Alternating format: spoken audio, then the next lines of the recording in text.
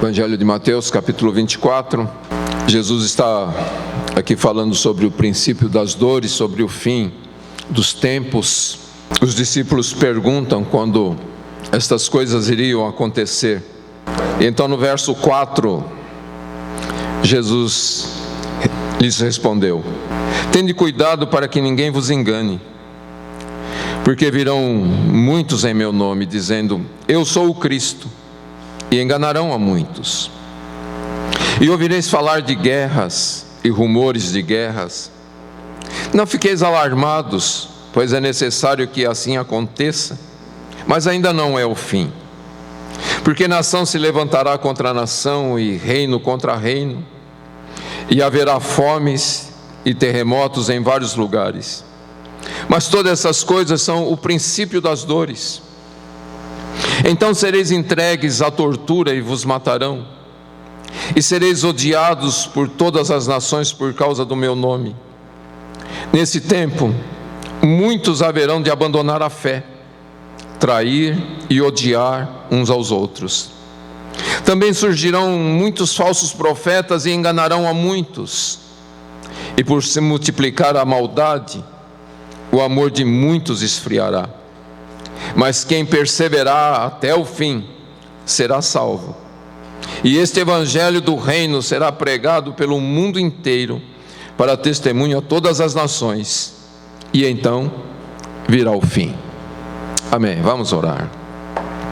Querido Pai Celestial, nós lemos a Tua palavra e pedimos que o Teu Espírito abra o nosso entendimento para que possamos compreender as Escrituras.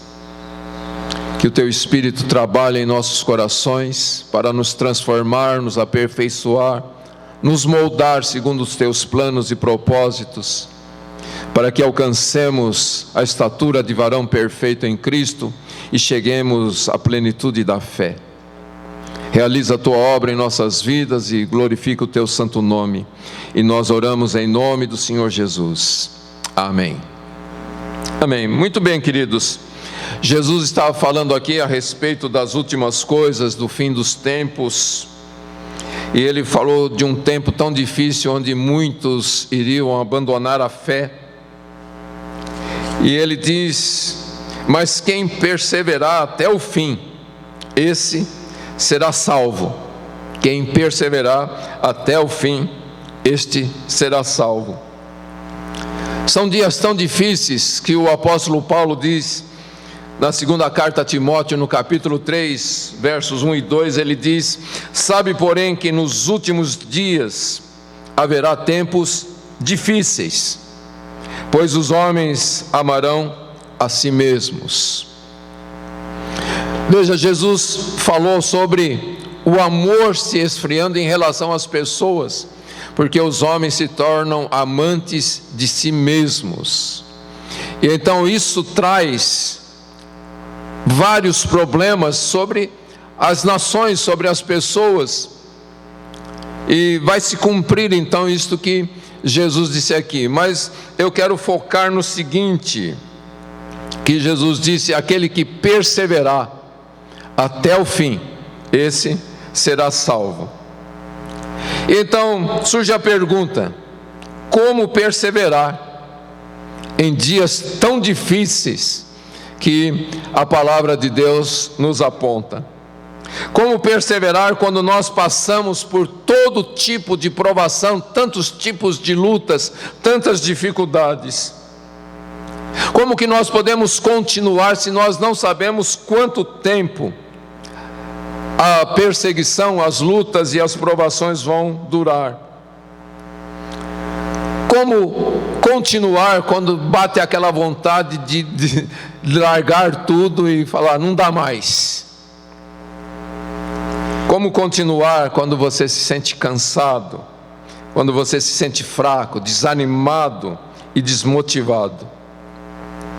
Como continuar, como perseverar até o fim em dias difíceis? Essas são as perguntas que surgem e a gente vai tentar responder essas perguntas na primeira carta que Paulo escreve aos Coríntios, no capítulo 15. Nos versos 1 e 2, Paulo diz assim: irmãos, lembro-vos do evangelho que vos anunciei, o qual também recebestes e no qual estáis firmes. Por meio dele também sois salvos, se retiverdes com firmeza a mensagem tal como anunciei a vós, a não ser que tenhais crido inutilmente. Veja, Paulo começa este capítulo dizendo: eu venho aqui lembrar vocês do evangelho. A pergunta: como perseverar? E Paulo diz: eu venho aqui lembrar vocês do evangelho, porque se vocês retiverem este evangelho, então por meio dele vocês serão salvos. Como perseverar, queridos? Por meio do evangelho, por meio da palavra de Deus. E Paulo então diz: continue firme neste evangelho, porque é Deus dizendo através da sua palavra: continue firme, siga confiante. Deus está dizendo: se agarre à minha palavra, pois o evangelho é a expressão do amor de Deus. Deus está dizendo: então se apegue às minhas palavras, se apegue às promessas que eu tenho feito, porque esta palavra, essas promessas é que pode salvar você. Esta palavra é que pode libertar você no meio das lutas, no meio das dificuldades que você enfrenta. E ele vai falar novamente sobre essa questão lá no último versículo do capítulo 15, no verso 58, ele diz: portanto, meus amados irmãos, sede firmes e constantes, sempre atuantes na obra do Senhor, sabendo que nele o vosso trabalho não é inútil. E eu quero ler esse verso também na versão NVT, que diz assim: portanto, meus amados irmãos, sejam fortes e firmes, trabalhem sempre para o Senhor com entusiasmo, pois vocês sabem que nada do que fazem para o Senhor é inútil. Então veja, a recomendação é: fique firme e não permita que as provações afastem você do alicerce da palavra de Deus, que tem sido dada a nós para nos sustentar em tempos difíceis, ok? O que Paulo está dizendo é: não ceda à pressão. E uma das formas de não ceder à pressão, ele diz aqui, é trabalhar com entusiasmo na obra de Deus. Se você se envolve com a obra de Deus, você deixa de olhar para as dificuldades. Se você olha para a vontade de Deus, se você olha para aquilo que Deus está fazendo, se você olha para aquilo que Deus está dando em suas mãos, então você não vai pensar nas dificuldades, você não vai olhar para as dificuldades, mas você vai estar olhando para o Senhor. E Paulo então está dizendo que uma das formas de nós vencermos é nos envolvermos com a obra do Senhor. Agora é interessante porque ele está dizendo que não é só para nós não desistirmos nestes dias, mas é para nós trabalharmos com entusiasmo. Veja, não é só trabalhar, não é só se envolver com a obra de Deus, mas é fazer isto com entusiasmo. Aí surgiu uma outra pergunta, né? Como é possível ter entusiasmo para fazer a obra de Deus em dias difíceis? E a resposta é: sabendo que no Senhor o seu trabalho não é inútil. Veja, quando você luta, você trabalha, você luta pela fé evangélica, como Tiago nos diz que nós devemos lutar pela fé evangélica. Quando nós perseveramos, quando nós estamos avançando, nós vamos ter certeza que nada disso é inútil. Nós vamos ter a convicção dada pelo Espírito Santo que isto vale a pena, e vale a pena por toda a eternidade. Mas como que nós podemos fazer isto? Como que nós podemos seguir cheios de confiança? Como que nós sabemos que realmente vale a pena servir o Senhor? como nós podemos saber que tudo isto é verdade? Então nós vamos estudar aqui este capítulo 15, vamos tentar tirar algumas lições e nós vamos ver 3 verdades nas quais nós precisamos nos apegar, as verdades que nós precisamos estar sempre trazendo à nossa mente para podermos seguir firmes, cheios de confiança em dias difíceis pelos quais nós passamos. Mas a palavra-chave de tudo isto é a palavra lembre-se. Lembre-se, nunca esqueça do Evangelho de nosso Senhor Jesus Cristo. É assim que Paulo começa esse capítulo 15. Eu venho lembrar vocês do Evangelho que anunciei. Veja, Paulo não está dizendo, eu venho trazer uma nova palavra para vocês. Ele diz, eu venho lembrar vocês, porque vocês não podem esquecer destas verdades a respeito do Evangelho de nosso Senhor Jesus Cristo. E a primeira coisa então que nós vamos entender aqui está no verso 10.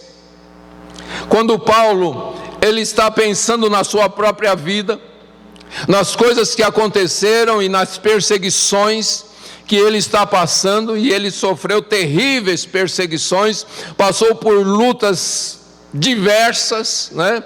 Você pode ler nos relatos dele o quanto ele sofreu por causa do Evangelho, quanta perseguição, prisões, naufrágios, fome, sede, né? Ele faz uma lista imensa das vezes que ele foi espancado, apedrejado e tantas outras coisas. E ele pensa em tudo isto, e no verso 10 ele diz assim: mas pela graça de Deus sou o que sou, e a sua graça para comigo não foi ineficaz. De fato, trabalhei muito mais do que todos eles, todavia não eu, mas a graça de Deus que está comigo. Então aqui a primeira grande verdade que Deus quer que a gente sempre se lembre, que em qualquer situação nós precisamos lembrar que a graça de Deus é suficiente para nós. A graça de Deus é sempre suficiente para nós. Paulo está dizendo aqui que a graça de Deus era a razão de ele ser quem ele foi. Porque ele começa dizendo, eu não sou digno de ser chamado apóstolo, porque eu persegui a igreja de Cristo. Eu não sou digno, mas pela graça de Deus sou o que sou. Entende isso, queridos? Não importa o que aconteça, não importa quantas acusações a nossa própria mente, a nossa consciência e as pessoas possam nos acusar, não importa quantas coisas aconteçam, a graça de Deus é suficiente para nós. E Paulo então continua dizendo, olha, eu tenho trabalhado, desde que eu recebi o Evangelho, eu tenho trabalhado de forma dura. Mas ele continua dizendo, mas a grande verdade é que não sou eu que faço estas coisas, mas é a graça de Deus que está comigo, é a graça de Deus que está em mim. Então, como nós podemos continuar, como nós podemos trabalhar para o Senhor com entusiasmo? Sabendo que a graça de Deus é suficiente para cuidar de nós, sabendo que a graça de Deus é quem realiza a própria obra de Deus através de nossas vidas.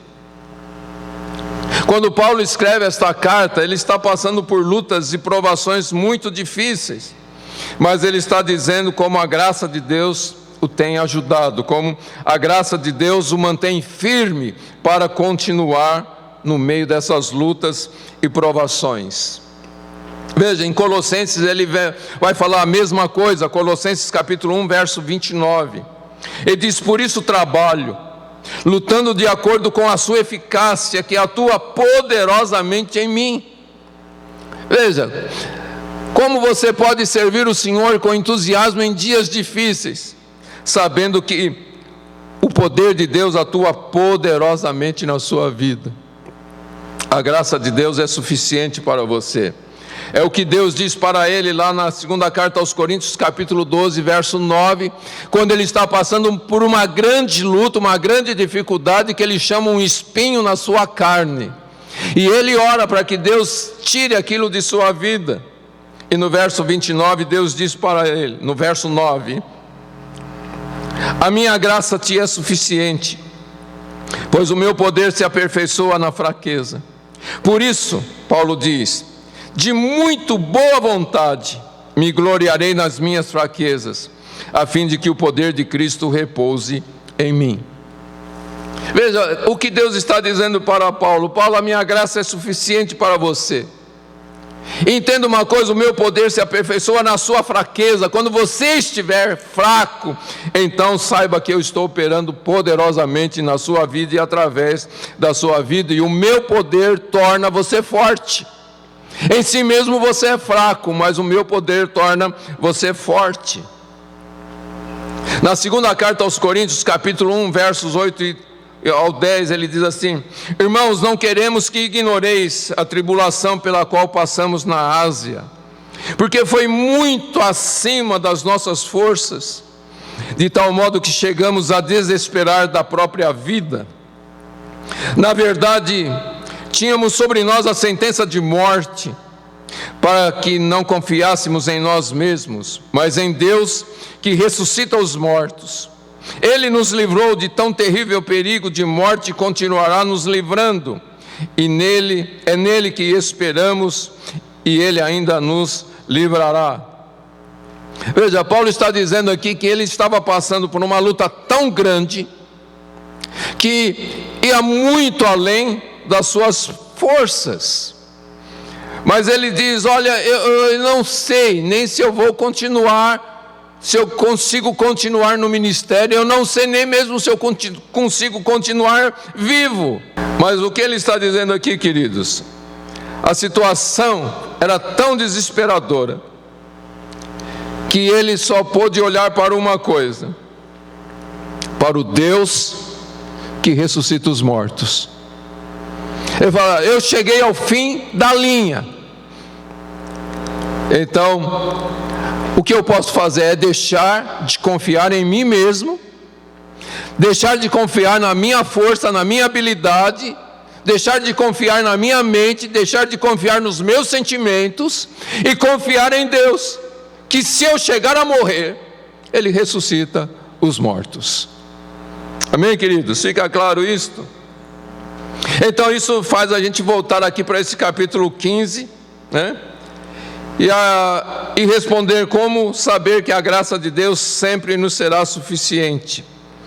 Como saber que a graça de Deus é suficiente quando nós estamos passando por momentos tão difíceis, sabendo que ainda vamos passar por tempos mais difíceis ainda? Paulo diz: nunca esqueça que nós estamos contando com a ajuda de Deus, que ressuscita os mortos. Nos versos 3 e 4, quando Paulo vai, aqui do capítulo 15, quando ele vai resumir o Evangelho do Senhor Jesus Cristo, ele diz assim: porque primeiro vos entreguei o que também recebi, Cristo morreu pelos nossos pecados, segundo as Escrituras, e foi sepultado, e ressuscitou ao terceiro dia, segundo as Escrituras. Eu quero parar um pouco aqui, queridos, e pensar sobre esta questão da ressurreição do Senhor Jesus Cristo. Porque muitas vezes a gente fala sobre a ressurreição do Senhor, a gente celebra a ressurreição do Senhor. Tem um dia no ano, na Páscoa, que a gente para exclusivamente para celebrar a ressurreição do Senhor Jesus Cristo. Mas o quanto nós valorizamos a ressurreição de Jesus, o quanto a ressurreição de Jesus tem influência sobre as nossas vidas. É isso que a gente precisa pensar. Porque a Bíblia está dizendo aqui, e Paulo está afirmando, que Jesus morreu pelos nossos pecados. Então pense nisto: Jesus veio a este mundo, e um dia ele foi para a cruz do Calvário, e ele sofreu a morte mais violenta que alguém poderia sofrer. Jesus esteve morto por 3 dias. A gente já falou bastante sobre isso, dessas teorias de que Jesus não morreu de fato, mas ele permaneceu 3 dias na sepultura para provar que ele realmente estava morto. E depois de 3 dias morto, ele levanta dentre os mortos. E ele então aparece para os seus discípulos. Muitas vezes a gente olha para isso e acha algo tão comum, tão simples. Mas pensa, se você vai no velório de uma pessoa e você vê aquela pessoa sendo enterrada, e 3 dias depois você está passando pela rua, e aquela pessoa cruza com você e diz: oi, tudo bem? Veja, não é algo tão simples assim, não é algo comum. Queridos, se você passar por uma situação assim, você vai falar: estou ficando louco. Mas a grande verdade, queridos, é que a ressurreição de Jesus não foi uma loucura, mas foi a melhor notícia que já tivemos neste mundo. Eu sempre lembro quando o homem pisou na lua, estava lá reunido todas as autoridades americanas e Billy Graham estava junto. E então o presidente, vendo lá as imagens do homem pisando na lua, ele declarou: este é o maior fato que a humanidade pôde ver. E Billy Graham se levantou e falou: desculpe, senhor presidente, mas o senhor está errado. O maior fato que aconteceu sobre a história da humanidade é a ressurreição de nosso Senhor e Salvador Jesus Cristo. Nada é maior do que isto, a ressurreição de nosso Senhor Jesus Cristo. Então, queridos, nós precisamos aprender a valorizar a ressurreição do Senhor Jesus. Mas o que tudo isso tem a ver com o fato de nós perseverarmos? A Bíblia diz que a mesma graça, o mesmo poder que ressuscitou Jesus dentre os mortos, está sobre nossas vidas. Esta graça que levantou Jesus da sepultura está sobre nós enquanto nós estamos passando em dias de dificuldades, enquanto nós estamos passando por perigos, enquanto nós estamos passando por lutas.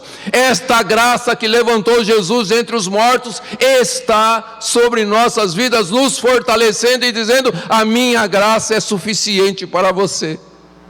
A minha graça que levantou Cristo da sepultura está sobre a sua vida, e esta graça é suficiente para você. Então, sempre que você estiver passando por lutas, sempre que você estiver passando por dificuldades, pense nisto: Jesus ressuscitou dentre os mortos depois de 3 dias na sepultura, e a mesma graça que levantou Jesus da sepultura está sobre a minha vida e pode me livrar no meio dessas lutas e provações pelas quais estou passando. Então, queridos, lembre-se disto: não importa o quanto a situação possa ficar difícil, não importa o quanto este mundo está passando por um período escuro, não importa se o seu coração está meio desanimado, você só precisa se lembrar que a morte foi vencida, a sepultura foi vencida, Satanás foi esmagado lá na cruz do Calvário, o inferno foi humilhado naquele dia, o nosso pecado foi extinto, as nossas lágrimas estão sendo enxugadas pelo Senhor. A tristeza deu lugar para a alegria. O juízo que pesava sobre nós não existe mais. A Bíblia diz: não há condenação para os que estão em Cristo Jesus. E Paulo afirma em Romanos capítulo 8 que nada pode nos separar do amor de Deus que está em Cristo Jesus. E então, não importa o que aconteça, a graça de Deus está sobre nós, e a graça que levantou Jesus dentre os mortos vai também nos livrar de toda e qualquer situação pela qual nós passamos. A graça de Deus sempre é suficiente para as nossas vidas. Amém, queridos? E a segunda verdade que nós vamos ver aqui em 1 Coríntios capítulo 15 é que a ressurreição, ela é real. Por que nós estamos afirmando isto? Porque na época de Paulo, as pessoas criam que haveria a ressurreição da alma, mas não a ressurreição do corpo. E então Paulo vai tratar com isto, porque as pessoas não tinham esperança. E ele diz então aqui no verso 12 ao 19: se Cristo está sendo pregado como ressurreto dentre os mortos, como dizem alguns de vós que não há ressurreição dos mortos. Mas se não há ressurreição dos mortos, também Cristo não ressuscitou. E se Cristo não ressuscitou, então a nossa pregação é inútil, e também a vossa fé. Assim somos também considerados falsas testemunhas de Deus, afirmando que Ele ressuscitou a Cristo, a quem não ressuscitou, se de fato os mortos não ressuscitam. Porque se os mortos não ressuscitam, Cristo também não ressuscitou. E se Cristo não ressuscitou, a vossa fé é inútil, e ainda estáis nos vossos pecados. Logo, os que morrerem em Cristo também estão perdidos. Se a nossa esperança em Cristo é apenas para esta vida, somos os mais dignos de compaixão entre todos os homens. Então, o que Paulo está expondo aqui, queridos? Ele está dizendo que a morte de Cristo trouxe o perdão para os pecadores, e a ressurreição do Senhor Jesus Cristo trouxe a justificação para todos os nossos pecados, sendo a ressurreição a prova de que Deus aceitou o sacrifício do Senhor Jesus em nosso lugar. Veja, em Romanos 4:25 ele diz assim, que Jesus foi entregue à morte por causa das nossas transgressões e ressuscitado para a nossa justificação.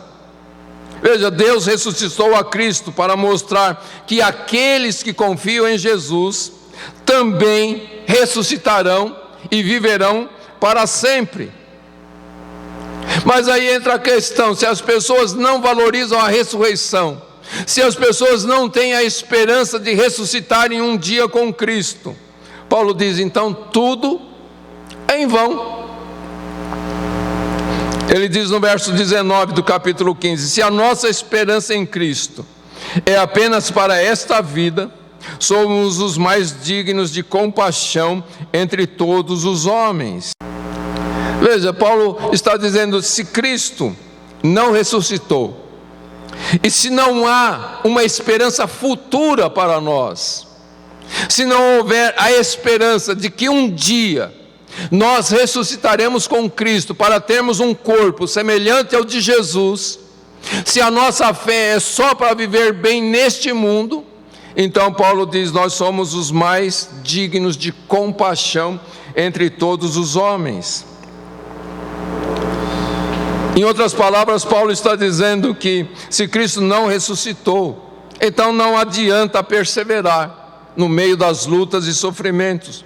Se Cristo não ressuscitou e não há uma ressurreição para aqueles que confiam em Jesus, então não há motivo para a gente correr riscos, não há motivo para nós obedecermos ao Evangelho, não há motivos para pregarmos o Evangelho, porque todas essas coisas são dignas de pena.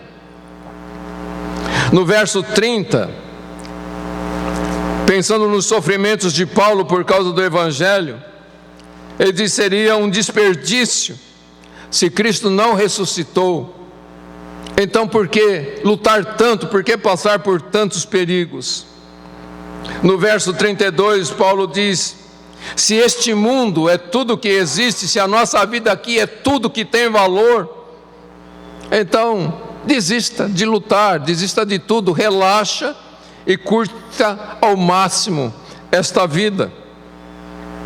Infelizmente, queridos, há uma teoria feita por um homem chamado Pascal, onde ele fala que é melhor ser cristão neste mundo por causa das chances que nós temos. A primeira vez que eu ouvi isto, eu achei que uma grande coisa, e realmente achei que fazia muito sentido o que esse homem disse, porque ele disse o seguinte: que se você viver a vida neste mundo como um cristão, e depois descobrir que o cristianismo não é verdade, ele diz, você não perdeu muita coisa, afinal de contas viveu uma vida decente, você viveu uma vida boa.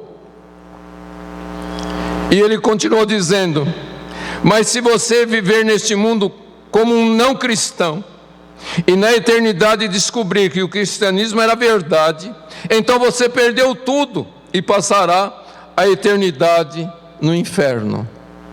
Como eu disse, a primeira vez que eu vi isso através de um missionário, eu achei, nossa, que coisa linda, né? Realmente vale a pena ser cristão, mesmo que a eternidade não exista. A gente vive de uma maneira boa aqui, de uma maneira decente, de uma moral boa. Mas quando a gente pensa no que realmente ele está dizendo aqui, é que se a gente jogar com essa chance de ser ou não uma verdade, então tudo isto faz sentido e é até inteligente você se tornar um cristão. Mas quando a gente olha para as Escrituras, a gente vai perceber que a Bíblia discorda totalmente disto, né? Essa teoria seria verdade se o cristianismo fosse apenas para nós vivermos de uma forma confortável e agradável neste mundo. Então, viver aqui com todos os bens e prazeres e se unindo a Jesus aos domingos, né, como uma medida de segurança, se o Evangelho for de fato uma verdade, se realmente existe uma eternidade, então eu estou aqui garantindo o meu lugar, porque eu estou vivendo bem neste mundo e tenho a chance de ir para o céu um dia, se o céu for uma realidade.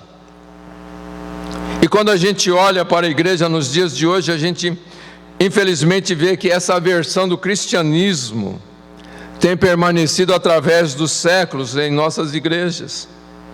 É a versão que muitos cristãos estão realmente contentes em viver, né? Vivendo como pessoas do mundo, pessoas que não conhecem a Cristo, mas se unem a Jesus na igreja como uma medida de segurança. Mas quando a gente olha para a Bíblia, como eu disse, o cristianismo não é isto. O cristianismo bíblico que é apresentado aqui nas Escrituras é um cristianismo que nos ensina a perseverar no meio das lutas e provações. O cristianismo apresentado nas Escrituras diz que nós devemos sim correr riscos para obedecermos a Jesus em todas as coisas. O verdadeiro cristianismo significa que nós devemos gastar a nossa vida para espalhar o Evangelho por todos os lugares por onde Deus quer nos levar. O verdadeiro cristianismo significa abraçar o sofrimento que aparecer neste processo de irmos a lugares difíceis, a lugares perigosos, no meio de pessoas perigosas, para anunciarmos o Evangelho do Senhor Jesus Cristo. Paulo diz que ele sofria todas as coisas por causa do Evangelho. Esse é o cristianismo. O verdadeiro cristianismo, querido, significa abandonar as posses, sacrificar o nosso conforto, correr riscos, e tudo isso só faz sentido quando nós olhamos para Jesus que ressuscitou dentre os mortos e ressuscitará todos aqueles que confiam nele e obedecem ao seu Evangelho. Então veja, se Cristo não tivesse ressuscitado, então viver de uma forma confortável neste mundo, evitar os perigos faria muito sentido. Mas no verso 20 do capítulo 15 de 1 Coríntios, Paulo diz: mas na verdade, Cristo ressuscitou dentre os mortos, sendo Ele o primeiro entre os que faleceram. Veja, Cristo foi o primeiro. Quando a Bíblia diz que Cristo foi o primeiro, significa que virão muitos outros depois de Cristo. Então, queridos, o fato de que Cristo realmente ressuscitou muda toda a história, muda todas as coisas. Paulo estava falando, se Cristo não ressuscitou, e então ele traz uma série de implicações que seriam verdade se Cristo não tivesse ressuscitado.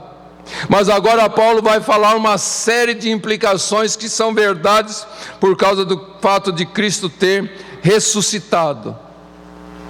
E a primeira coisa que Paulo vai declarar aqui é que porque Cristo ressuscitou dentre os mortos, a nossa fé tem fundamento.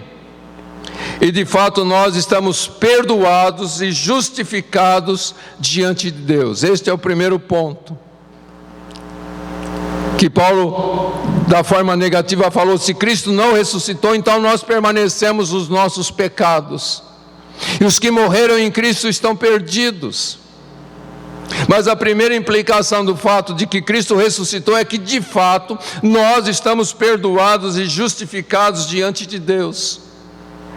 A segunda implicação é que a nossa fé não é inútil. E entender que não há um lugar melhor, mais sábio e mais eternamente seguro do que firmar nossa fé no Cristo ressuscitado.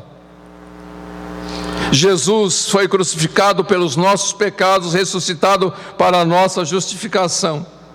Esta é a verdade do Evangelho do Senhor Jesus Cristo, e essa é a nossa missão, anunciar que Jesus morreu pelos nossos pecados e ressuscitou para a nossa justificação.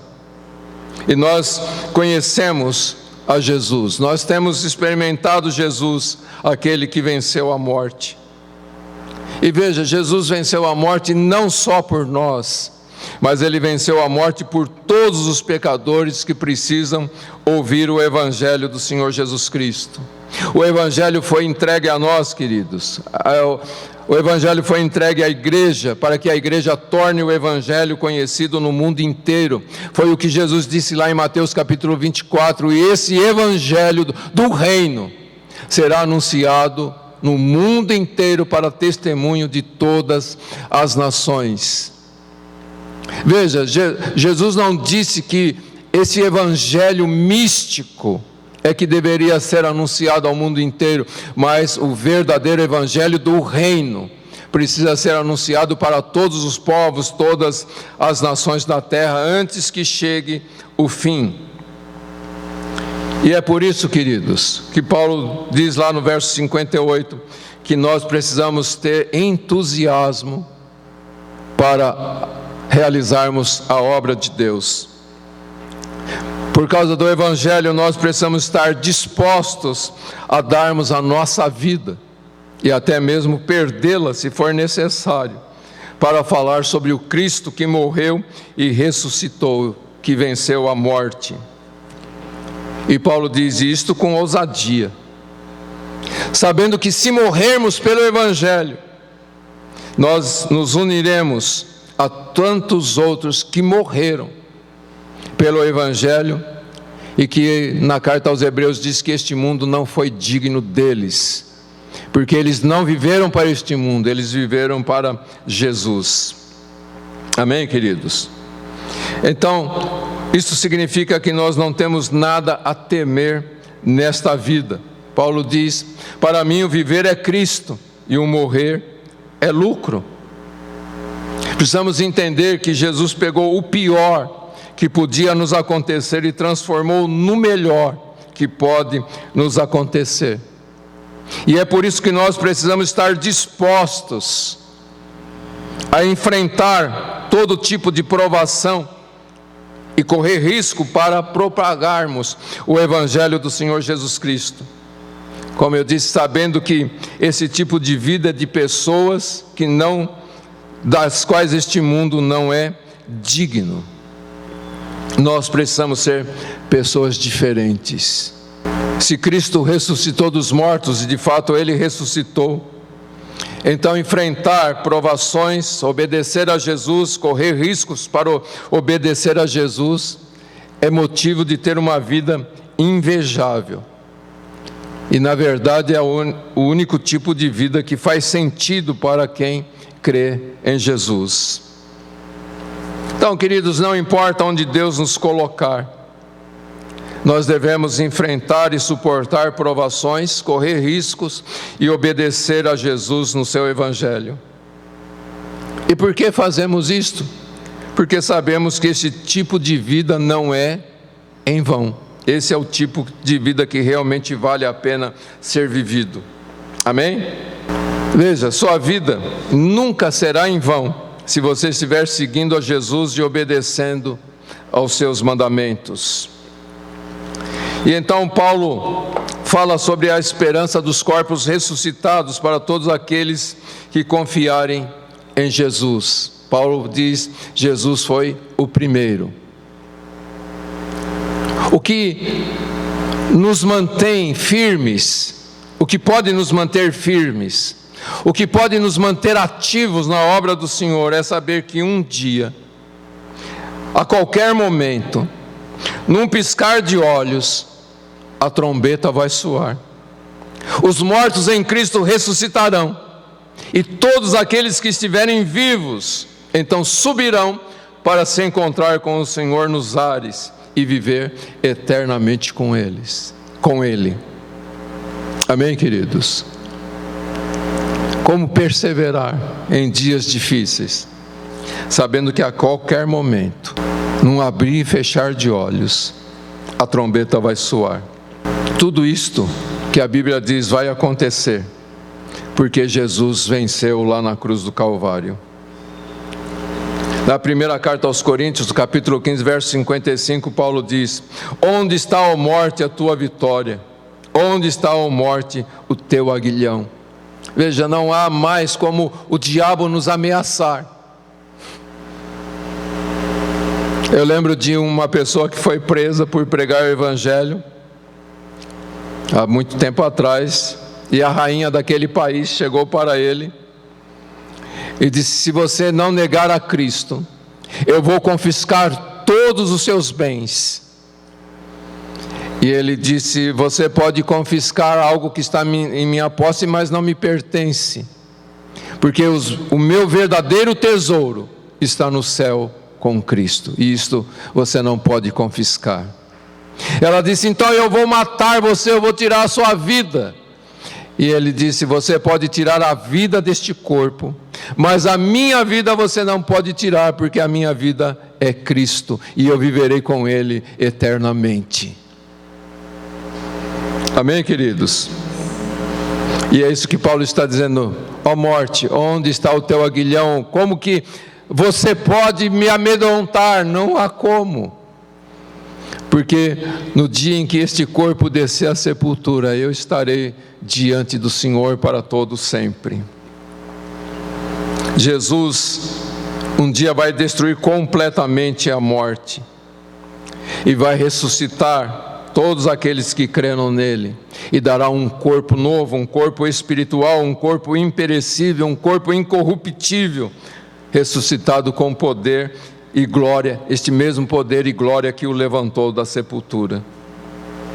E naquele dia, queridos, quando nós chegarmos lá, não haverá mais doenças, não haverá mais sofrimentos, não haverá mais nada. E então nós vamos ver naquele dia que tudo pelo qual nós passamos aqui, todas as lutas e provações pelas quais nós passamos aqui, foram necessárias para nos preparar para aquele dia. Então, porque a ressurreição é real, Paulo diz: fiquem firmes nos dias difíceis, lembrando que a graça de Deus sempre é suficiente para você, lembrando que a ressurreição é uma verdade, é real. Então nós chegamos na terceira coisa aqui: lembre-se para onde a história está indo. Nos versos 24 ao 26 de 1 Coríntios 15, ele diz: então virá o fim, quando ele entregar o reino a Deus o Pai, quando houver destruído todo o domínio, toda a autoridade e todo o poder, porque é necessário que ele reine até que tenha posto todos os inimigos debaixo dos seus pés, e o último inimigo a ser destruído é a morte. Então, queridos, olhe para a história, o que aconteceu, o que está acontecendo, e o que ainda vai acontecer neste mundo. Tudo começa com o seguinte: Jesus morreu pelos nossos pecados, ressuscitou pelo poder e graça de Deus Pai, e está assentado à direita de Deus Pai, e Ele reina sobre todas as coisas, Ele reina sobre tudo, sobre toda autoridade, sobre todo poder, sobre todo domínio. E o que Ele está fazendo nestes dias, reinando? Ele está colocando todos os seus inimigos debaixo dos seus pés. E como é que Jesus está colocando todos os seus inimigos debaixo dos seus pés? Ele está fazendo isso enquanto a igreja persevera em confiar em Jesus e proclama o seu nome a todas as nações, isto em meio a provações e tentações, através de perigos, através de lutas, através de armadilhas. Enquanto a igreja está confiando e proclamando a mensagem do Evangelho do Reino, Jesus está colocando seus inimigos debaixo dos seus pés. Enquanto homens, mulheres e crianças estão vindo a Cristo dentre todos os povos do mundo, os inimigos de Deus estão sendo colocados debaixo dos pés do Senhor, estão sendo derrotados. Enquanto órfãos estão encontrando famílias, pessoas estão sendo ajudadas, escravos do pecado encontrando a liberdade, e os perseguidos encontrando refúgio, os inimigos do Senhor estão sendo derrotados e colocados debaixo dos pés do Senhor Jesus. Enquanto os não alcançados com a mensagem do Evangelho estão sendo alcançados, em nome de Jesus, os inimigos de Deus estão sendo derrotados. Então, queridos, é isto que Jesus está fazendo na história, através de você, através de mim, através da sua igreja. E nós precisamos entender que tudo o que está acontecendo neste mundo, nada foge do controle do Senhor. Ele está regendo a história, Ele está regendo todas as coisas. Eu li outro dia na mensagem lá em Jonas, e quero ler hoje de novo, Isaías capítulo 46, versos 9 e 10. Lembrai-vos das coisas passadas desde a antiguidade, que eu sou Deus e não há outro. Eu sou Deus e não há outro semelhante a mim. Sou eu que anuncio o fim, desde o princípio, e desde a antiguidade as coisas que ainda não sucederam. Sou eu que digo, o meu conselho subsistirá, e realizarei toda a minha vontade. Deus está regendo a história, queridos. O que você está passando, as lutas, as dificuldades, as provações, Deus está regendo tudo isto. Deus está no controle de tudo isto, e a graça de Deus é suficiente para que você permaneça firme até o último dia. Amém, queridos? Então, por causa de tudo isto, nós precisamos perseverar, sabendo que este é um trabalho que realmente vale a pena ser feito, e por isso precisamos fazê-lo com entusiasmo. Então, porque Deus está regendo a história, não desanime, mas mantenha os seus olhos em toda a história e fique atento para onde o Espírito de Deus está te conduzindo. Lembrando que o Espírito de Deus conduziu Jesus para o deserto para ser tentado por 40 dias e 40 noites. Muitas vezes a gente erra pensando que o Espírito Santo sempre nos leva para as águas mansas e tranquilas. Ele faz isso, é verdade. Mas Ele também nos leva pelos vales da sombra da morte.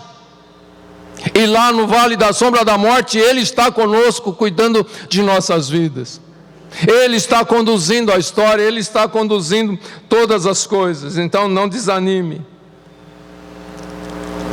Infelizmente, queridos, muitas vezes perto do fim, na parte mais importante da nossa jornada, nós nos distraímos e tiramos os olhos do alvo.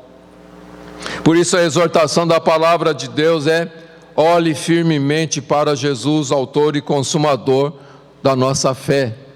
E Ele diz: largue os pesos, largue o pecado, largue tudo aquilo que pode distrair você, e mantenha os seus olhos firmes em Jesus. Esta é a exortação da palavra de Deus. Fique firme, não perca de vista o alvo. Paulo diz: esquecendo das coisas para trás, prossigo para o alvo, para o prêmio da soberana vocação de Deus em Cristo Jesus. Não perca de vista o alvo. Então não se distraia, não se engane, fixe os seus olhos no Rei, que está reinando sobre todas as coisas agora e vai reinar para todos sempre. E um dia então Ele vai cumprir tudo aquilo que Ele prometeu. Um dia, queridos, muito em breve, Satanás será destruído, o pecado será completamente destruído, todo sofrimento, toda doença, todas as críticas, todas as mágoas, conflitos, tristeza e por fim a morte, tudo isto vai acabar. Então vamos ficar firmes até aquele dia, lembrando que a graça do Senhor sempre é suficiente para nós, a ressurreição é real, e logo nós teremos um corpo glorificado, semelhante ao de Jesus. E lembrando que a história está sendo conduzida pelo Senhor para aquele grande dia, quando nós nos juntaremos com a igreja de todas as épocas, lugares, e então juntos nós vamos cantar para aquele que é digno de quebrar o selo, abrir o livro, o leão da tribo de Judá que venceu na cruz, que conquistou a vitória sobre o pecado e a morte, e está voltando para nos levar para si mesmo. Então, por causa de tudo isto, queridos, fiquem firmes, inabaláveis, e trabalhem com entusiasmo na obra do Senhor, sabendo que no Senhor nada é em vão. Amém? Amém. Eu espero que você tenha entendido esta palavra. Nós não sabemos realmente o que vai acontecer com o nosso país, nós não sabemos o que vai acontecer com a igreja neste país, nós não sabemos o que o futuro nos reserva neste país, neste mundo, mas nós sabemos de uma coisa: a graça de Deus sempre será suficiente, a ressurreição é real, e o Senhor está conduzindo a história, nada foge do seu controle. Venha o que vier, permaneça firme em Jesus, não abandone a sua fé. Amém? Amém, queridos. Vamos ficar em pé. Vamos orar e pedir que o Espírito Santo nos ajude a olharmos firmemente para Jesus, que morreu e ressuscitou, que está vivo, reinando, e em breve virá para nos buscar. Que o Espírito Santo nos ajude. Vamos orar. Que possamos sempre nos lembrar da Tua palavra. Que em tempos difíceis, em meio às lutas, possamos sempre nos lembrar da verdade do Evangelho. Que Jesus morreu pelos nossos pecados, foi sepultado e ressuscitou para a nossa justificação. Está vivo, assentado à direita de Deus Pai, intercedendo por nós e reinando sobre todas as coisas, conduzindo a história segundo o seu propósito. Nos ajude a sempre nos lembrar, Senhor, do Evangelho, e que possamos propagar este Evangelho em todo o tempo, em todos os lugares por onde passarmos, pelo poder do Teu Espírito. Nos ajude, Senhor, a sermos sal e luz neste mundo. Nos ajude a crer que a Tua graça sempre é suficiente. Nos ajude a sempre lembrar, Senhor, que um dia também seremos ressuscitados e teremos um corpo glorioso. E então estaremos contigo para todo sempre. E isto realmente vale a pena. Nos ajude, Deus, em nome de Jesus. Ajuda a Tua igreja nestes dias. Desperta, Senhor, o Teu povo para as verdades do Evangelho. Desperta a Tua igreja, Senhor, e traz o avivamento sobre a Tua igreja. Aviva a Tua obra nestes dias, Deus. Aviva a Tua obra. Glorifica Jesus, Teu Filho. Exalta o poder da Tua palavra. Exalta o poder do Teu santo nome, ó Deus. Nós oramos em nome de Jesus. Amém. Amém, queridos.